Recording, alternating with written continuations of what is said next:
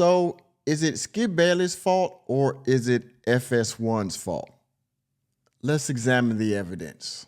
I can't say anymore. I'm probably already in trouble for mentioning it to a, well, we call you normies. So a few days ago, I did a video that was chronicling Skip Bayless and his last day, his last episode on Undisputed and his last day at FS1. Now, of course, he didn't have a very ceremonious exit. He did his episode like he normally does. And then he went on X to announce his departure, which seemed a little bit weird. And I'm using that word very loosely, I'm sorry. Weird. It seemed very out of place, very unusual to do that. Well, now we have news on why he left like he did, which also raised some questions, but I'll let you, the viewer, decide on what really happened, all right? As you can see here from Bleacher Report, Skip Bayless blamed FS1 over Shannon Sharp feud, rejected the farewell show. He rejected the farewell show. He did not want it, apparently. And in the following lines, you will find out why he rejected the show. Let's go. For just $5 a month, please consider becoming a member of Welcome to Normieville. There you will find access to members-only videos and members-only live streams, as well as a host of other perks. Thank you for your consideration. Back to the video. Says here, it sounds like the departure of longtime analyst Skip Bayless from FS1 was more contentious than initially appeared.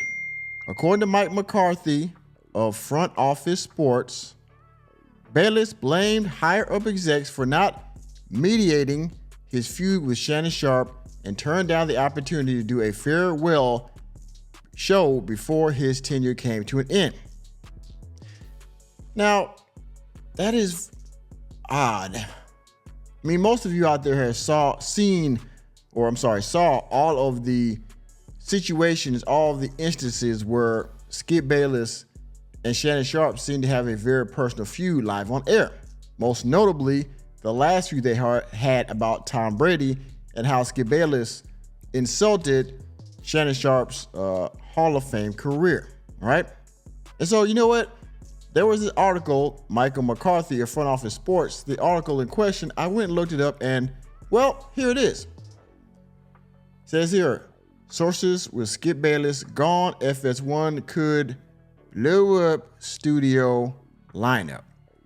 Now, this article was on the 2nd, and in here, they talk about how they actually want possibly Nick Wright to be the face of FS1, how Nick Wright gave his, condolence, if you will, for Skip Bayless leaving. But there's a particular paragraph in here that I want to highlight, all right?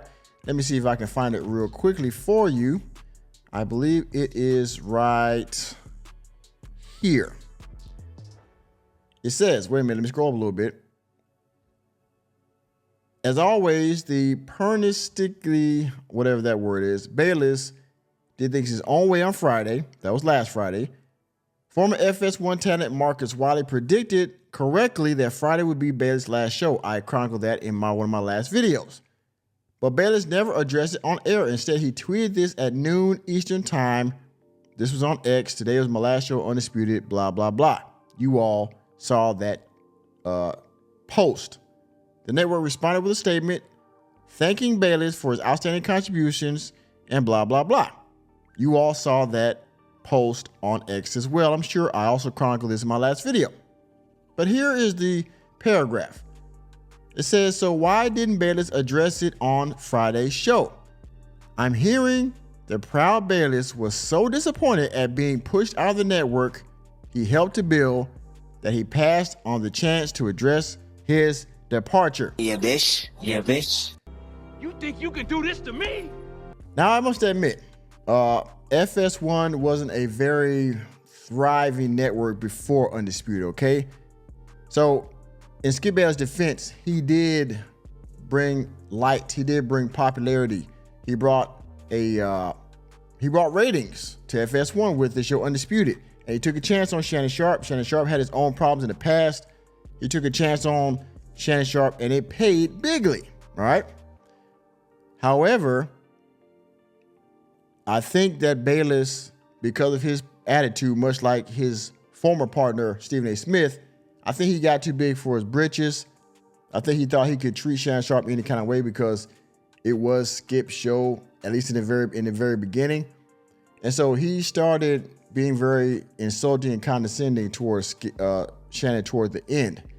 And so while he did help build the network to its current prominence, you can't do what you did. Enemy spotted. Bayless may also blame FS1 executives rather than himself for not fixing the feud with Sharp before it got completely out of hand, sources say. Enemy spotted. Enemy spotted indeed.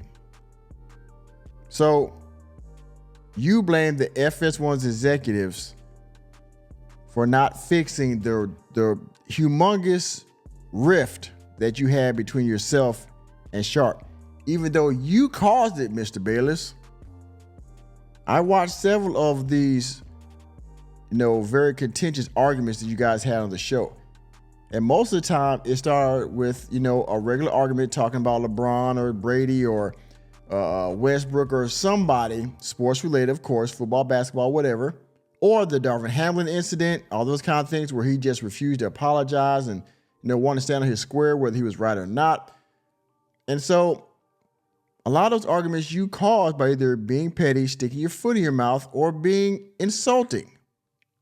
And for that, you caused the departure. You caused this thing. You caused the inevitable breakdown of the show. So how can you be upset with the executives for fixing a feud that you caused? And let's read this other paragraph right here, because it was also, most of you might also know about this, because I also report on this. The end of Bayless versus Sharp feud also shows how looks can be deceiving. When Sharp was pushed out of FS1 in 2023, Bayless appeared to be the winner. Well, appears, yes, he did. Appeared to be the winner, okay? Appeared to be the winner. You win. Because Sharp was gone, and he felt that maybe because, again, he started the network, he built the network up, right? He felt he had the best plan. He could put another team together, okay? That just like he made Shannon, maybe he can make another one, right? Or keep the show going in its same flavor, okay? Bayless appeared to be the winner. After all, the executives had sided with him and not Sharp. Well, I don't know why they would side with Shannon, but that's what happened. Target down! Sharp left, and well, the rest is history. Instead, that decision ended up spelling the end of Bayless' FS1 run. Without Sharp across the debate desk, Undisputed's audience fell apart, dropping to 50,000 viewers for some episodes compared to more than 400,000 for First Take. Bayless and his show never recovered. No, it did not. As you can see with Bayless' departure, it never recovered. It never recovered. In my opinion, I believe that is Skip Bayless' fault. Maybe not totally, but the majority of the blame should sit squarely at Skip Bayless' feet for this show inevitably tanking with the departure of Sharp and this line that they had. Now, these guys are good. Now, don't get me wrong. I like Keyshawn, Paul Pierce. Sometimes, who else they had on there? They had, I don't know why Lil Wayne's on there. I don't know what.